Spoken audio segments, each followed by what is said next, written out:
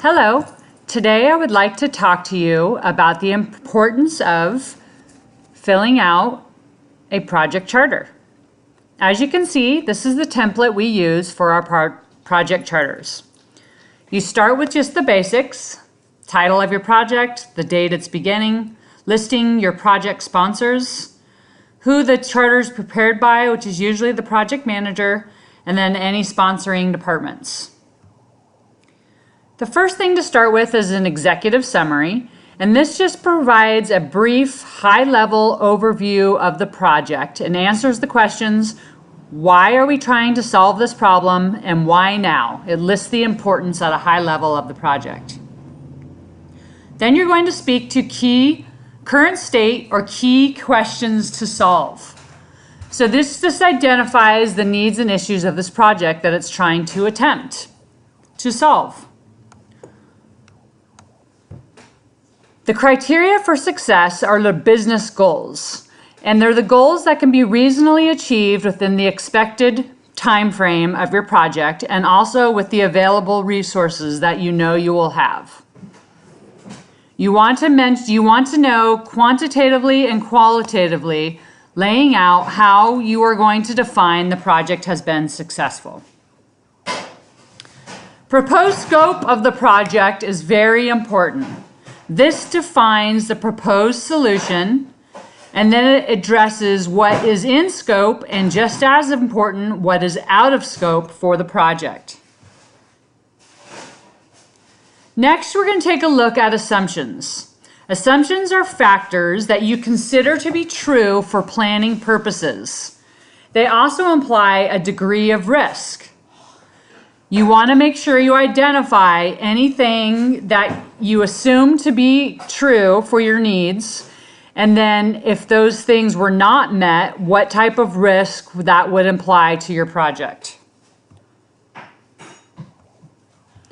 Dependencies are deliverables from other functional projects, which are required in order to start or complete your project. So what are you dependent on that is outside of this current project team?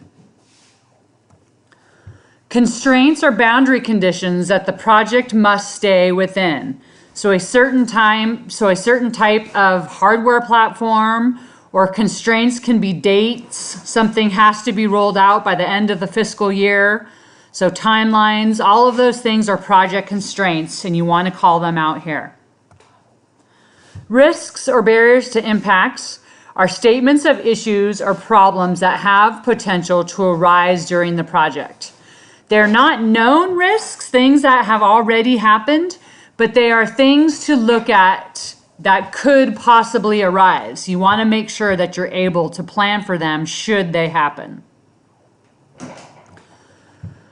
Requirements and deliverables define at a high level what a project must accomplish, including the products and the services that are being provided by the project. So what is this project creating? What is the tangible deliverable?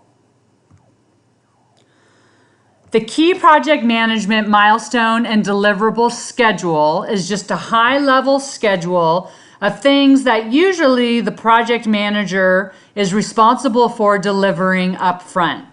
So they're not the project milestones or deliverables, so not the tangible deliverables of the project, but they're the things like the project charter and getting the project charter approved.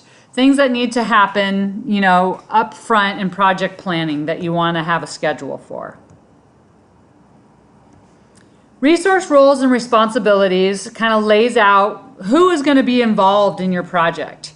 So you'd want to define who your project sponsors are, who the project manager is going to be, any other key stakeholders that you may need input from to be a part of your project. And then, of course, your team members, who is going to be involved as a core team member in this project. You need to call out those resources. The very last step is to get approvals from your project sponsor and your executive sponsor. So when you have the draft of this charter all ready to go, you want to move it on over to the project sponsor and the executive sponsor for them to review, provide any feedback, and then sign off on. Next, I'd like to show you an example of a completed charter. So this is a project charter, and as you can see, I've gone through and clearly lined out all of the content for each one of the sections. I speak to the question that needs to be solved. It talks about the objectives and how we're going to measure success. I look at what's in scope for this phase one, and then currently what's out of scope for this project phase. I list out assumptions,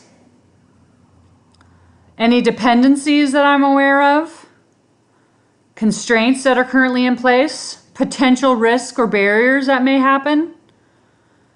I list out my schedule,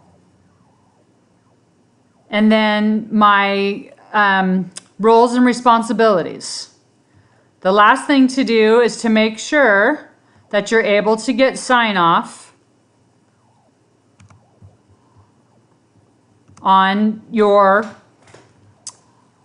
the final draft of the charter. You want to make sure that you get physical sign-off from your executive sponsor and your project sponsor. And then this is the version of the charter that you will keep and save in box and make sure it's attached to your project plan. So thank you for listening today, and I hope this was helpful, and I wish you good luck in your project.